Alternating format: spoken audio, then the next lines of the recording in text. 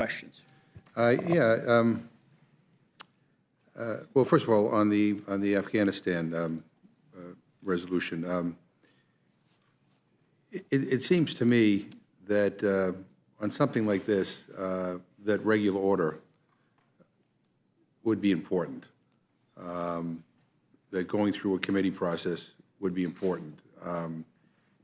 Because otherwise it smells of politics. The idea that it was introduced a few days ago, bypassing committee, coming to the Rules Committee to get something to the floor before we recess for an election. I mean, what is the compelling reason to not have had the Foreign Affairs Committee actually do a hearing and mark this up? I think, and I have a lot of respect for the ranking members, you know, as well as my colleague who served in Afghanistan. The timing is important because we are going out of session this week. Well, we're coming back right after the election.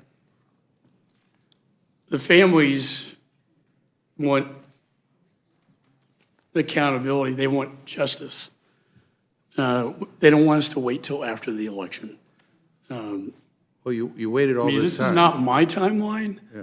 It's a timeline of the administration who I had to fight tooth and nail, subpoena after subpoena, motions for contempt to get the witnesses and the documents I needed for my investigation. I wish we had had this report done by summer and had the Secretary's testimony by summer. It didn't work out that way. And I don't want to go home for a month in recess without a determination of accountability from the report that we generated. Now, I'm usually a regular order guy, like you. I just think this has a compelling interest and compelling case to, based upon the findings of the report, 2 years of an investigation, documenting history, that we finally hold these people accountable. Mr. Crow? Mr. McGovern, the families of the fallen deserve the truth. That's what they deserve. And they deserve an honest accounting of what did and did not happen. And a resolution that says things that are patently false will not help them grieve, will not help them understand what happened, will not help the American people grapple with not just the events of August 2021, but the entirety of the 20 years, as well as the 2,460 other service members who gave their lives. They deserve the truth. And one example of that is one of the paragraphs in here says, the Biden-Harris administration's chaotic, precipitous withdrawal, and it goes on and it says, resulted in the terrorist attack by ISIS-K at Abbey Gate. There is literally nothing in the Republicans' purported investigation that proves that point. In fact, what it does show is a fundamental misunderstanding of military operations, a fundamental misunderstanding of the situation on the ground, and it actually runs contrary. Not only is there nothing to support it, but there's a ton of evidence, sworn testimony, that directly contradicts it, including multiple reviews and investigations by uniformed personnel at the DOD that had nothing to do with this withdrawal that directly contradict that point. That is not what the families and the American people deserve. I just wish, you know, that on things like this, as sensitive as this issue is, that regular order would be adhered to, because otherwise it reeks of politics, and I think that is not comforting to the family members, and I don't know, I just think we can do better than this. And anyway, let me, Mr. Self, I have a question. I agree with Mr. Amo, and I welcome to the Rules Committee. I hope it's not your last time here, but anyway, I agree with him. I don't agree with kind of the across the board kind of blanket sanctions approach that you're taking here. But as you were speaking, I was just looking through the bill, and I was just I had the privilege of traveling with the chair of the Foreign Affairs Committee not too long ago. We met with His Holiness the Dalai Lama in Dharamsala to talk about the terrible oppression by the Chinese government against the Tibetan community. And I'm noticing, maybe I'm missing something here, but there's lots of things mentioned, Taiwan, Hong Kong, the Uyghurs. There's not a mention of the Tibetans at all. Is there a reason? This went through the committee, right?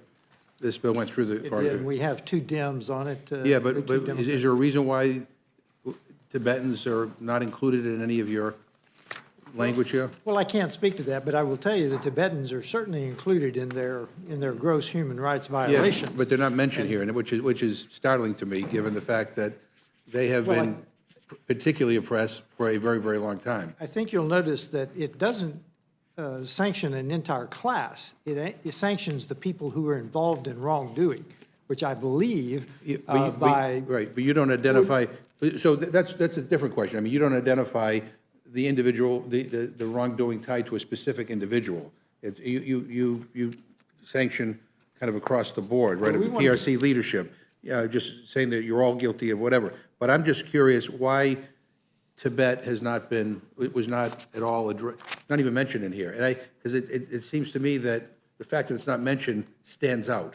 Again, I don't like the sanctions part of it, but the fact that Tibet is not mentioned, I'm just, is there a reason for that? Everything else was mentioned. I think we've given you a little bit of grace here, because in the top of paragraph 9, if you'll turn to it, Mr. Ranking Member, contribute to political oppression or violation of human rights of individuals or societal groups within the People's Republic of China, including Uyghur Muslims. Right, Uyghur That's Muslim. where Tibetans are included. But you don't mention the word Tibet or Okay. Tibetans. You mention Because- Uyghur Muslim, which I'm glad you do. You talk about the people in Hong Kong, which I'm glad you do. You talk about the people in Taiwan. We have to be concerned about them as well. But I don't know. I just I'm very sensitive on this issue, and the fact that it's not mentioned, I know will be interpreted by the Chinese government as purposeful, especially since it went through committee. I suspect that we can find another societal group in China that will probably Well, be included then you should mention in them. this.